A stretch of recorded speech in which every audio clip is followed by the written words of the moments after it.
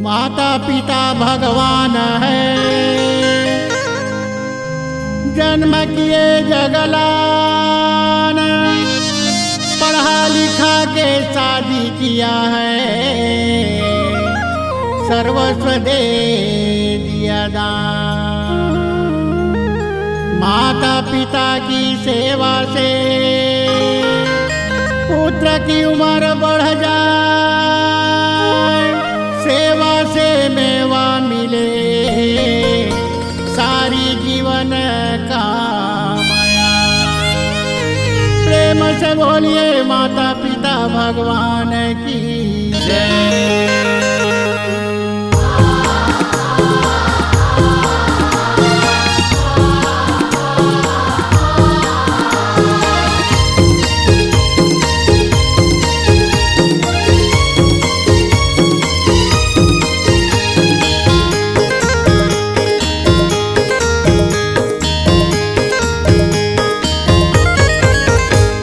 छाती के अमृत पिलाए माता मोर, मोरे जीवन स्वर्ग बनाए माता मोर। बोला छाती के अमृत पिलाए माता मोर, मोरे जीवन स्वर्ग बनाए माता मोर। तोरे महिमाला मैं नहीं जान गई, तोरे महिमाला मैं नहीं जान गई, जिए के रास्ता धराए माता मोर। छाती के अमृत पिलाए माता मोर, मोरे जीवन स्वर्ग बनाए माता मोर। बोला छाती के अमृत पिलाए माता मोर, मोरे जीवन स्वर्ग बनाए माता मोर।